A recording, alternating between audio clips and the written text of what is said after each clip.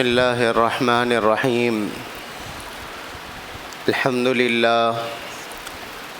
للہ رب العالمین والصلاة والسلام على اشرف الانبیاء والمرسلین وعلى آلہ وصحبہ اجمعین اما بعد قال اللہ تبارک وتعالی اعوذ باللہ من الشیطان الرجیم بسم اللہ الرحمن الرحیم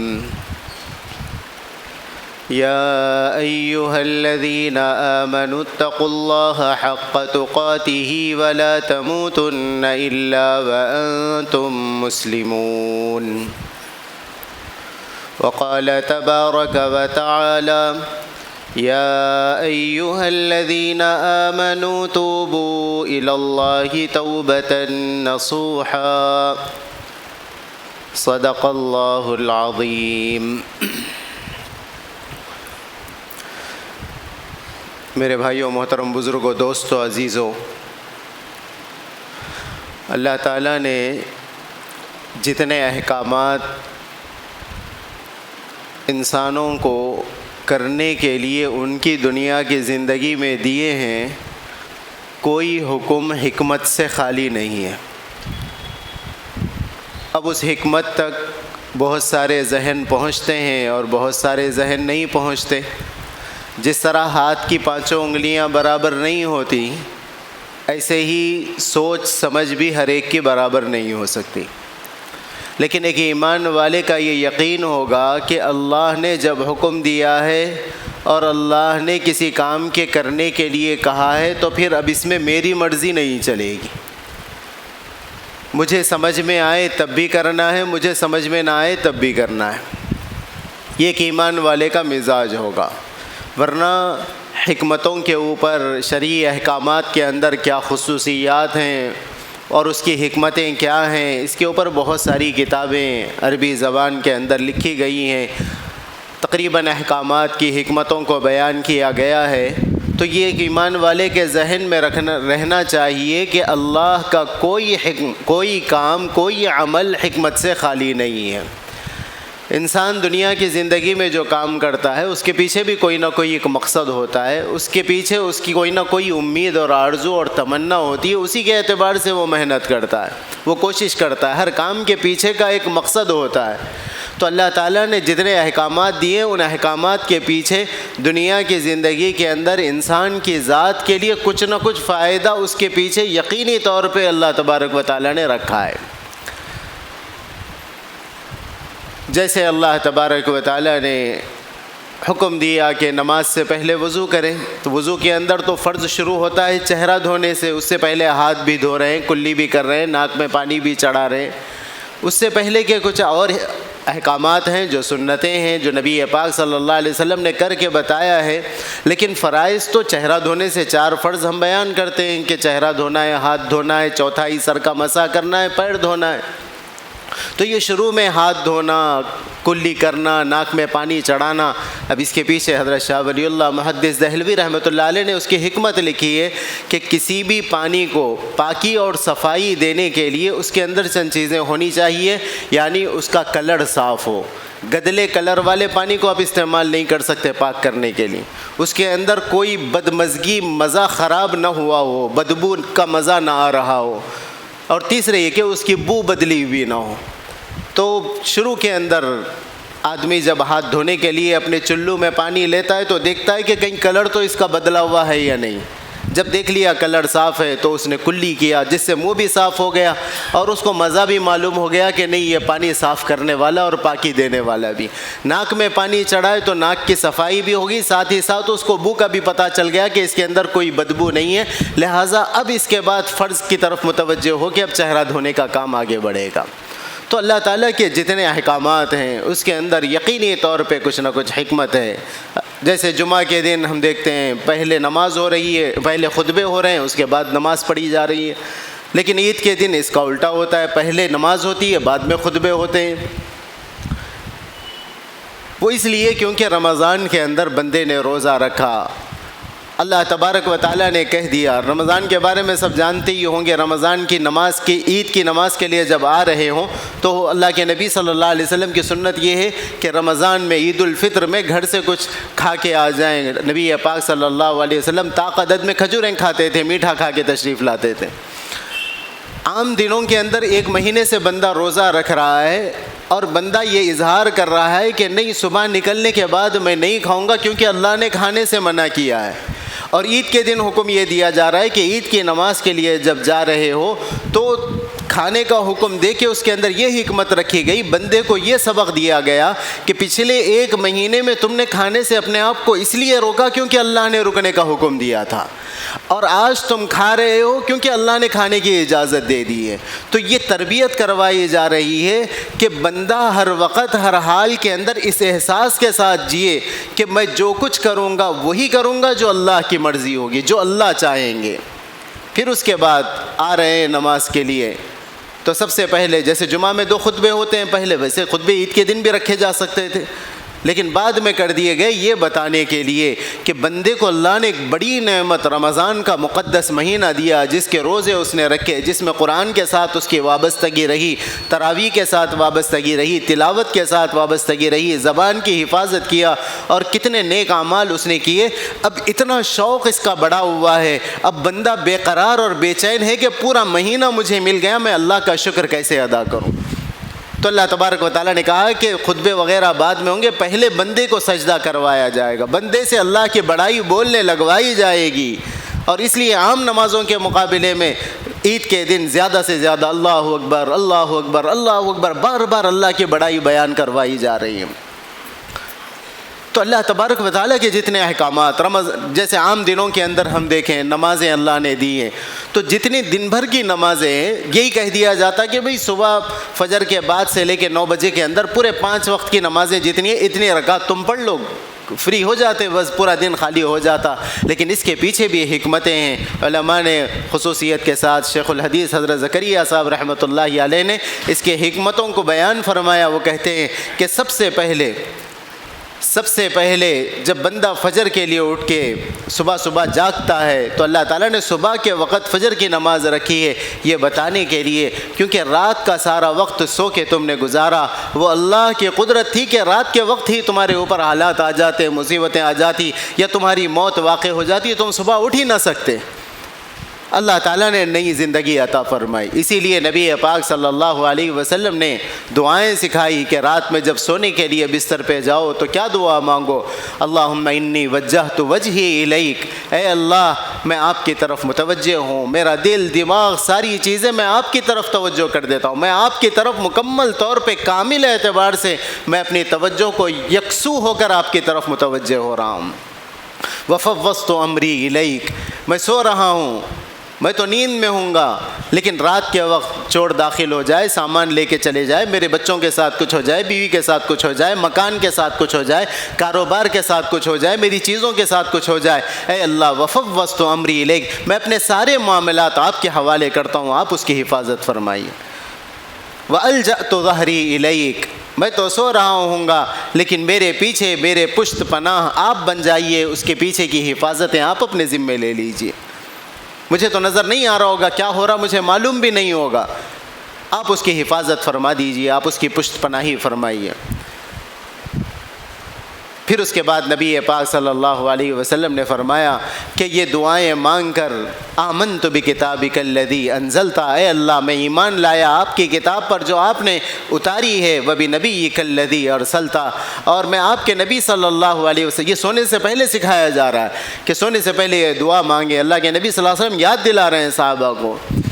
ایک صحابی کو اللہ کے نبی صلی اللہ علیہ وسلم نے یہ الفاظ دہرا کے یاد دلائے, کہا کہ یہ الفاظ کہو کہ اللہ میں آپ کی ذات پر ایمان لایا, آپ کی کتاب پر جو آپ نے اتاری ہے اس پہ ایمان لایا, اور آپ کے نبی صلی اللہ علیہ وسلم جن کو آپ نے رسول بنا کر بھیجا میں ان پہ ایمان لایا.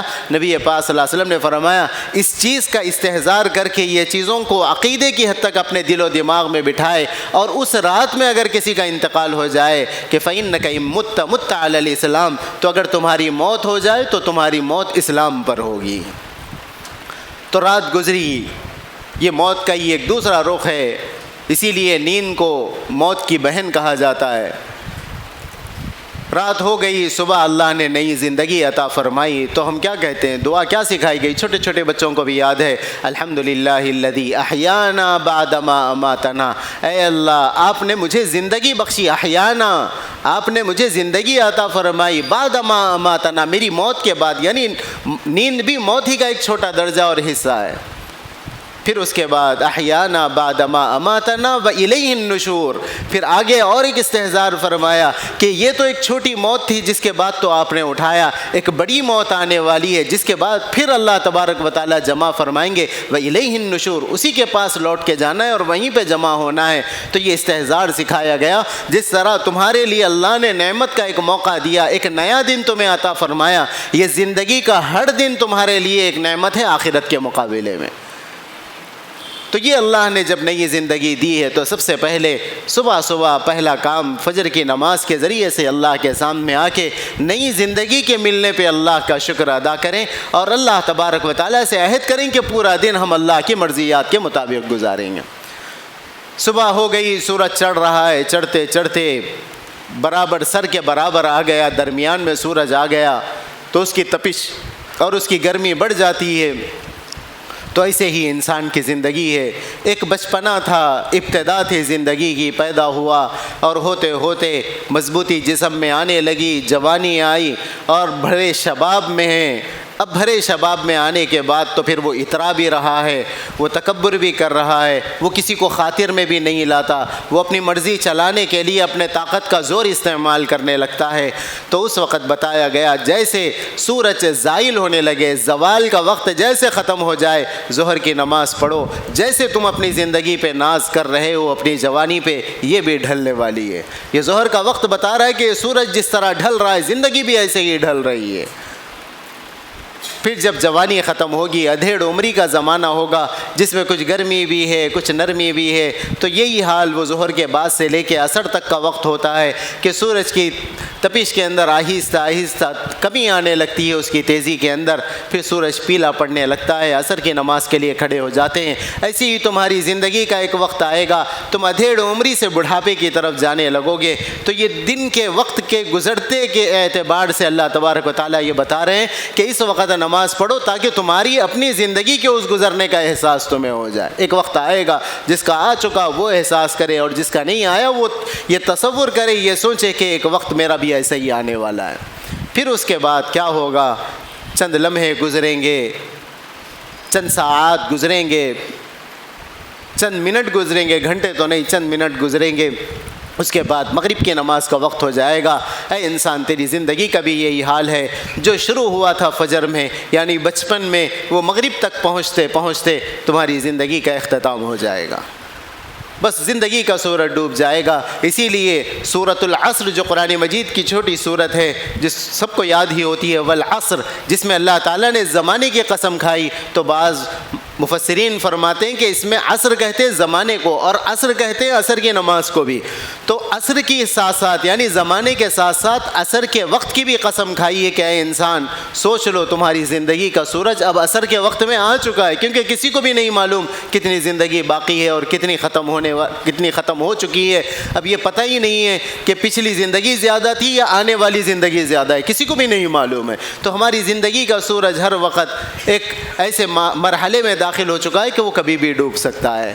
اسی لیے ایک واقعہ ہے کہ ایک بزرگ لاٹھی ٹیکتے ہوئے جا رہے تھے، ایک نوجوان نے ان سے پوچھا کہ چچا جان کیسی زندگی گزر رہی ہے؟ تو انہوں نے کہا کہ بھئی کیا ہے، ہم تو چراغ سحری ہیں۔ سحر تو صبح صبح کے وقت ہوتا ہے، چراغ کو کہتے ہیں۔ چراغ سحری کا مطلب یہ ہے کہ ہم وہ چراغ ہیں جو رات سے جلتا رہا، اب صبح سحر کا وقت ہو گیا، اب تھوڑی دیر ہوتے ہی اجالا ہو جائے گا، بجھ جائے گا، بجھا دیا جائے گا۔ تو اس نوجوان نے کہا کہ چچا جان شکر ادا کیجئے، آپ تو چراغ سحری ہیں، یعنی رات بھر جل چکے ہیں، ہم تو ابھی جلے ہیں، پتہ بھی نہیں ہے کہ ہم صبح تک جل بھی سکیں گے یا نہیں جل سکیں گے، صبح ہونے سے پہلے ہی کہیں بجھ نہ جائیں۔ تو اس لیے جن کی زندگی کا ایک بڑا عرصہ گزر گیا وہ تو اپنی زندگی کی ایک طویل مدت گزار چکے. جو جوان ہیں وہ بھی یہ اطمینان نہیں کر سکتے کہ ہماری زندگی بھی 80 سال 90 سال 70 سال تک کی پہنچے گی. تو اس لیے یہ احساس ہمیشہ ہو کہ اللہ نے زندگی دی ہے, اس زندگی کی قدر کریں. تو ایسے ہی ہر عمل کے اندر اللہ نے حکمت رکھی ہے. تو مغرب کی نماز آ گئی. اب مغرب کی نماز کے بعد کیا ہوتا ہے, گھروں کے اندر دیکھیں بچوں کو کہتے ہیں جلدی سے ہوم ورک کر لو, چلو کھانا کھا لو, جلدی سے آرام کرو, پھر کل جانا ہے تمہیں اپنے اسکول جانا ہے, یا کام کاج والے اپنے دکان کی ترتیب کو ختم کرنے کی کوشش کر رہے ہوتے ہیں.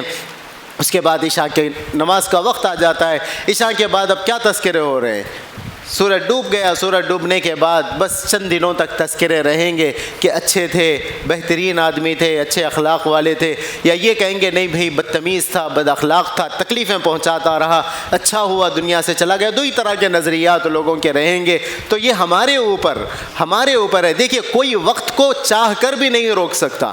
آپ 1 منٹ اگر روکنا چاہیں, اس وقت جو ٹائم ہو رہا ہے اس ٹائم کو آپ اپنے لیے یہاں روک لیں تو ممکن نہیں ہے. لیکن یہ آپ کے اختیار میں کہ اس کام کو اس وقت کو آپ کس کام کے ذریعے سے قیمتی بناتے ہیں. یہ اختیار ہے ہمارے پاس. یا تو ایسے ہی ضائع ہونے دے دیں, وقت کو ایسے ہی چلے جانے دے دیں, یا اس وقت کے اندر کوئی ایک نظام العمل بنائیں, ہمارے اپنے اوقات کی ترتیب بنائیں. تو یہ پوری زندگی لوگ سوچتے ہیں کہ نہیں بھائی چلو تھوڑا سا سیٹل ہو جائیں گے, بعد میں کریں گے, پھر تھوڑا سا کما لیں گے, پھر کریں گے, پھر یہ کام کر لیں, اس کے بعد ہم اللہ کی طرف متوجہ ہو جائیں گے. دیکھیے دنیا کی زندگی کے اندر مستقل کام لگا ہوا ہے. جب تک ہے, حیات ہے, کھانا ہے, محنت کرنا ہے, کوشش کرنا ہے, دوائیاں ہیں, ضروریات ہیں, ساری چیزیں لگی ہوئی ہیں. ایسا ہو ہی نہیں سکتا اس دنیا کے اندر کہ سارے کام کاج سے فارغ ہو جاؤں, اب خالی بیٹھا ہوا ہوں, عبادت میں لگا ہوا رہوں, بس آتا رہے گا, کھاتے رہیں گے. یہ دنیا کی زندگی میں عام طور پہ ممکن نہیں ہے. تو ہمیں دنیا کی زندگی کے ساتھ ساتھ ان چیزوں کو لے کے چلنا ہے. تو اب اس کے لیے یہ اللہ تبارک و تعالیٰ نے جتنے احکامات دیے ان کے اندر حکمتیں ہیں, ان کے اندر اللہ تبارک و تعالیٰ نے فائدے رکھے ہیں. ایسے ہی ہم نماز کے اندر دیکھتے ہیں, نماز میں واجب چھوٹ جائے, غلطی ہو جائے, کوئی بھول ہو جائے واجب کی, تو اس وقت سجدے سہو رکھا گیا ہے. سجدے سہو ہم عام طور پہ تھوڑا سا عام ذہن سے سوچیں, جیسے کوئی واجب کسی کا چھوٹ گیا, کوئی عمل چھوٹ گیا, تو ہونا کیا چاہیے, اللہ تعالیٰ یہ کہیں یہ کام چھوٹ گیا ہے تمہارا, دوبارہ اس کو واپس ہی سے لوٹا لو. لیکن ایسا ہوتا نہیں ہے. جیسے پہلا قاعدہ چھوٹ گیا 4 رکعت والی نماز میں, پہلے قاعدے میں یعنی 2 رکعت پہ بیٹھنا بھول گئے اور کھڑے ہو گئے, تو ایک قاعدہ جو واجب تھا چھوٹ گیا. تو اب کیا کریں گے, سلام پھیرنے کے بعد 2 سجدے کریں گے, سجدہ سہو جسے کہا جاتا ہے. تو ہونا کیا چاہیے تھا, ہونا یہ چاہیے تھا ایک قاعدہ چھوٹ گیا ہے, دوبارہ تم ایک قاعدہ واپسی سے ادا کر دو, دوبارہ اس کو دہرا لو. لیکن اللہ تعالیٰ نے کیا کیا, نہیں, تمہیں سجدہ سہو کرنا ہے. اس کے اندر امام احمد ابن حنبل رحمۃ اللہ علیہ فرماتے ہیں اللہ تعالیٰ نے یہ حکمت رکھی ہے کہ بندے سے جو غلطی ہو گئی ہے, ایک غلطی کی وجہ سے ایک واجب اس کا چھوٹ گیا, یہ شیطانی وساوس کی وجہ سے ہوا ہے, خیالات کے آنے کی وجہ سے ہوا, جس کے پیچھے شیطان کی محنت تھی. تو اللہ تبارک و تعالیٰ نے انسان کو یہ سبق دیا, یہ پیغام دیا ہے کہ دیکھو شیطان کے وسوسے کے آنے کی وجہ سے تمہاری نماز کا ایک واجب چھوٹ گیا, لہٰذا تمہارے اندر شیطان نے ایک وسوسہ ڈالا. اب شیطان کو ذلیل کرنے کے لیے تم 2 سجدے اضافی کرو, کیونکہ شیطان نے حضرت آدم کو سجدہ کرنے سے انکار کیا تھا. یعنی اللہ تبارک و تعالیٰ بندے کو یہ سمجھا رہے ہیں کہ شیطان کو رسوا اور ذلیل کرنے کے لیے دوبارہ ہم نے 2 سجدے رکھے, اور یہ پیغام شیطان کو بھی دے دیا گیا کہ جس سجدے کی وجہ سے تو رسوا اور ذلیل ہوا ہے اور وہ ضلالت لے کے تو میرے بندے کو بہکانے آیا ہے, میں وہی 2 سجدے اپنے بندے کو کرا کے اپنے قریب کر لوں گا. اسی لیے نبی پاک صلی اللہ علیہ وسلم نے فرمایا نماز کے اندر سب سے زیادہ بندہ جو اللہ کے قریب ہوتا ہے وہ سجدے کی حالت میں ہوتا ہے. تو اب سجدے کی حالت ہماری نمازوں کا بھی ہمارا حال دیکھ لیں, کہ جائزہ لے کے دیکھیں, محاسبہ کر کے دیکھیں کہ ہماری نمازیں, ہماری سجدے ویسے ہیں جیسے اللہ تبارک و تعالیٰ کو مطلوب و مقصود ہیں. تو اس لیے اب اسی کی تربیت کے لیے رمضان کا مہینہ آ رہا ہے, رمضان کے اندر کیفیات بنتی ہیں, تو اس کی پلاننگ ابھی سے کریں, اوقات کی ترتیب ابھی سے بنائیں, اعمال کی ترتیب ابھی سے بنائیں, قرآن مجید کی تلاوت کی ترتیب ابھی سے بنائیں. یہ ابھی 12-15 دن 14 دن باقی رہ گئے ہیں, یہ 14 دن کے اندر پورا ایک نظام العمل بنائیں. نظام انجام العمل کیسے؟ اپنے آپ کی تربیت کریں. تربیت کس اعتبار سے؟ کہ میری نماز درست کیسے ہو جائے, ایسی نماز میں کیسے بنا لوں جو اللہ کو مطلوب و مقصود ہے. اس کے لیے نماز کی پریکٹس کریں, نماز کو نوافل کا اہتمام کریں. 2 رکعت 4 رکعت کر کے 2 رکعت کرتے ہوئے 4 رکعت ایک مرتبہ, مغرب کے بعد 4, یا تہجد میں اٹھنے کا معمول بنائیں اور رات بھر کے اوقات کی ترتیب بنائیں. عام طور پہ رمضان کے اندر رات کے اوقات میں تراویح کی وجہ سے اور سحر کی وجہ سے عام دنوں کی طرح سونے کو نہیں ملے گا, تو سونے کی ایک ترتیب بنائیں. اس ترتیب پہ کہ تہجد بھی ہماری ادا ہونے لگے, تراویح بھی ہماری ادا ہونے لگے. دن کے اوقات کی بھی ترتیب بنائیں, نمازوں کے اہتمام کی ترتیب بنائیں, اور نمازوں کے اہتمام میں بھی جماعت اور مسجد کی نماز کے اہتمام کی ترتیب بنائیں. اس کے ساتھ ساتھ نوافل کا اہتمام کریں, نوافل کے ساتھ ساتھ تہجد کے اہتمام کی کوشش کریں, اور تہجد کے اندر سحر سے پہلے تھوڑا سا پہلے اٹھ جائیں. اللہ تبارک و تعالیٰ کی طرف سے تو ندا اور صدا ہوتی ہے, اور اللہ تبارک و تعالیٰ بندے کے بارے میں اعلان فرماتے ہیں کہ میرے بندے, دیکھیے اللہ تبارک و تعالیٰ کو ضرورت نہیں ہے ہمارے عبادتوں کی. اللہ تبارک و تعالیٰ ہماری عبادتوں کی وجہ سے اللہ نہیں بنے, اللہ تبارک و تعالیٰ ہمارے اعمال کی وجہ سے ان کا مقام نہیں بنائے. پھر بھی اللہ تبارک و تعالیٰ بندے پہ رحم کرتے ہوئے کہتے ہیں کہ رات کے وقت اعلان ہوتا ہے کہ ہے کوئی مغفرت مانگنے والا, میں اسے معاف کرنے کے لیے تیار ہوں. ہے کوئی اپنے رزق کی کشادگیوں کی اللہ سے سوال کرنے والا, میں اس کے لیے رزق کشادہ کرنے کے لیے تیار ہوں, وسعت دینے کے لیے تیار ہوں. یہ اللہ کی طرف سے ندائیں آ رہی ہیں. وہ کس لیے؟ کیونکہ اللہ ہمیں چاہتے ہیں, اللہ ہم سے محبت فرماتے ہیں. اللہ تبارک و تعالیٰ چاہتے ہیں کہ بندہ جنت میں جانے والا, اللہ کی رضا کو لینے والا, جہنم سے بچنے والا بن جائے. اس لیے اللہ کی طرف سے یہ ندائیں اور صدائیں آ رہی ہیں. تو اس لیے رمضان المبارک کی ترتیب بنانے کے لیے اوقات کی ترتیب بنانا سب سے زیادہ ضروری ہے, اور اوقات کے اندر ذکر و اذکار کا اہتمام ایک معمول بنا لیں کہ مجھے روزانہ کے اعتبار سے اتنے کام کرنے ہی کرنے ہیں, روزانہ اتنی تلاوت کرنی ہے, اتنے ذکر و اذکار کرنے ہیں, اور تہجد کا اہتمام کرنا ہے, نوافل کا اہتمام کرنا ہے. اس کے ساتھ ساتھ جو سب سے بڑی لت اور سب سے زیادہ تکلیف دہ چیز ہمارے اوقات کو ضائع کرنے والی, وہ ہمارا موبائل فون ہے, جس کے استعمال کے اندر کئی گھنٹوں لوگوں کے نکل رہے ہیں, بہت زیادہ وقت اس کے اندر ضائع ہو رہا ہے.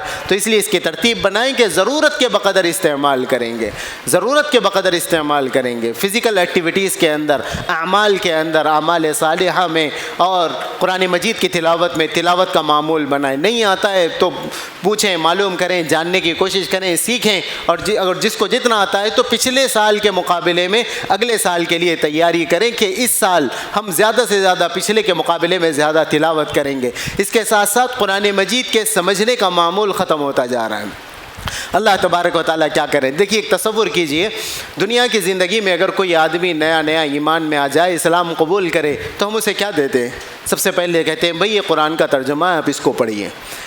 وہ کیوں دیتے ہیں؟ اگر وہ پوچھ لے بھئی یہ کیوں دے رہے ہیں, تو کہتے ہیں کہ بھئی اس کے ذریعے سے آپ کو ہدایت ملے گی, اس کو صحیح راستہ آپ کو معلوم ہوگا, اللہ کی پہچان ہوگی, آپ کو زندگی گزارنے کا ڈھنگ اور طریقہ سمجھ میں آئے گا. اگر وہی شخص آپ سے پلٹ کے سوال کرے جب اس سے ہدایت ملتی ہے تو آپ نے اس سے کتنی ہدایت لی, تو ہمارا جواب کیا ہوگا؟ تلاوت سے یقینی طور پہ اللہ تبارک و تعالیٰ ثواب دیں گے, یقینی طور پہ ہر حرف پہ نیکیاں ملیں گی. لیکن قرآن کے نازل کرنے کا مقصد صرف تلاوت نہیں ہے, بلکہ اس کے ذریعے سے ہدایت حاصل کرنا ہے. تو اس کے لیے رمضان کو قرآن سے خاص تعلق ہے. بعض لوگوں نے تو یہاں تک کہا, بعض محققین نے, کہ رمضان بنا ہی ہے قرآن کی وجہ سے, کیونکہ اس میں قرآن اترا ہے. اس لیے رمضان کی اہمیت اسی لیے بڑھ گئی کیونکہ اس میں قرآن آیا ہے. تو ورنہ تو دنوں کے اعتبار سے سورج چاند کا نکلنا عام دنوں میں جیسا ہوتا ہے, رمضان میں بھی ویسے ہی ہوتا ہے. پھر رمضان کی خصوصیت کیا ہے؟ تو اللہ تعالیٰ نے بھی رمضان کی خصوصیت یہی بیان فرمائی کہ رمضان اتنا قیمتی وقت ہے. جیسے ہم کہتے ہیں کہ بھئی ہمارے گھر میں بہت سارے مہمان آ رہے ہیں, فلاں شخص بھی آ رہا ہے, لہٰذا آپ ضرور تشریف لائیے. تو اس کو اہمیت کے ساتھ بیان کرتے ہیں تاکہ اس کی عظمت برقرار رہے. اللہ تعالیٰ فرما رہے ایک مہینہ آنے والا ہے. کون سا مہینہ ہے؟ انزل فیہ القرآن, یہ وہ مہینہ ہے جس میں اللہ نے قرآن کو نازل فرمایا ہے. تو یہ اللہ تبارک و تعالیٰ اس کی عظمت کو بیان کر رہے ہیں۔ تو اس لیے قرآن کے سمجھنے کے لیے اپنے آس پاس کے علاقوں میں، آپ کی دکان کے پاس، آپ کے مکان کے پاس، مسجدوں میں یا جس جگہ پر بھی جو درس قرآن ہوتا ہے وہ قرآن کے اندر شریک ہو، اور آپ کے آس پاس اتنے وسائل نہ ہوں یا آپ کے لیے ممکن نہ ہو، آفس میں رہتے ہیں، کہیں پہ آپ اپنی شاپ ہے تو وہاں پہ ایک ترتیب بنائیں کہ بھئی چند دوست احباب مل لیں گے ہفتے میں ایک مرتبہ یا 15 دن میں ایک مرتبہ، قرآن مجید کی اتنی آیات کی تفسیر کے لیے جاننے والوں کو ساتھ لیں گے اور قرآن مجید کو سمجھنے کی کوشش کریں گے۔ تو قرآن مجید پڑھنا بھی ہماری ذمہ داری ہے، قرآن مجید کو سمجھنا بھی ہماری ذمہ داری ہے۔ جب سمجھ میں آئے گا تو پھر اس کے بعد عمل کرنا آسان ہوگا۔ پھر عمل کیسے ہوگا؟ عمل کرنے کے لیے اللہ کے نبی صلی اللہ علیہ وسلم کی زندگی کو سامنے رکھیں۔ اللہ کے نبی صلی اللہ علیہ وسلم نے کس طریقے سے زندگیاں گزاری ہیں، اس موضوع کے اوپر رمضان سے متعلق انشاءاللہ اگلی جمعوں میں تفصیل سے باتیں آتی رہے گی۔ تو آج کے لیے یہ بنیادی باتیں لے کے اٹھیں کہ ہم آج سے رمضان کے لیے ہر اعتبار سے اپنے اوقات کی ترتیب بنا کے ابھی سے اس کی پریکٹس شروع کر دیں گے، ابھی سے نمازوں کے اہتمام کا معمول بنائیں گے، ابھی سے روزے رکھنے کے مواقع آ جائیں، پیر جمعرات کا روزہ ابھی سے رکھنے کا ایک معمول بنائیں۔ جن لوگوں نے سال کے درمیان میں روزے نہیں رکھے ہیں وہ مزاج ختم ہو چکا تو پہلے دوسرے روزے کے اندر ہی وہ پریشان ہونے لگتے ہیں، تو اس لیے ایک ترتیب بنا لے۔ نبی پاک صلی اللہ علیہ وسلم رجب سے روزوں کا آپ کا معمول تھا، شعبان کے اندر کثرت سے روزہ رکھا کرتے تھے۔ آخری دنوں کے اندر امت کو یہ حکم دیا گیا کہ آخری دنوں میں روزے نہ رکھیں، کہیں ایسا نہ ہو کہ وہ کمزوری کا اثر رمضان تک پہنچے اور رمضان میں روزے رکھنے کے قابل نہ ہو۔ لیکن رمضان سے پہلے ابھی تقریباً 14 دن باقی ہیں، تو رمضان سے پہلے جو ممکن ہو، مقدر ہو، حسب استطاعت رمضان کی تیاری کی نسبت سے روزوں کا بھی معمول کریں، نوافل کا اہتمام کریں، قرآن مجید ابھی سے پڑھنا اور اس میں اپنی رفتار لانے کی کوشش کریں۔ جس کو صحیح نہیں پڑھنے آتا، صحیح پڑھنے کے لیے موبائل فون اتنا استعمال کرتے ہیں، گھنٹوں گھنٹوں بیٹھے ہیں، آپ کو موبائل پہ یوٹیوب کے اوپر اتنے طریقے آپ کو سکھانے والے لوگ مل جائیں گے، آن لائن سیکھنے کے کئی ذرائع موجود ہیں۔ یہ سارا وقت جو ریلز دیکھنے میں، جو ویڈیوز میں برباد کرنے میں، جو فحش کنٹینٹ اور مواد دیکھنے میں لگا دیتے، ان چیزوں کے سیکھنے میں لگا دے تو یہی چیز ہماری فائدے کی بن جاتی۔ تو یہ وسائل ہیں ہمارے پاس، یہ ہماری اپنی لاپرواہیاں ہیں، یہ ہمارے اپنے جذبات اور ہمارا ذہن اتنا مقدر ہو چکا ہے کہ ہمیں تسکین ہی نہیں ملتی۔ لہٰذا اپنے موبائل کے استعمال کو محدود کریں، کرنا ہے تو اس کا مفید استعمال کریں، اس کے ذریعے سے چیزوں کو سیکھیں جس کے ذریعے سے آپ کی اس دنیا کی زندگی آپ کے لیے بھی بہتر بنے، آپ کے گھر والوں کے لیے بھی بہتر بنے۔ اللہ تبارک و تعالیٰ سے دعا ہے اللہ تعالیٰ کہنے سننے سے زیادہ توفیق عمل نصیب فرمائے۔ وآخر دعوانا ان الحمد للہ رب العالمین۔ جو حضرات سنتیں ادا نہیں فرمائے سنتیں ادا کر لیجیے۔ تھوڑا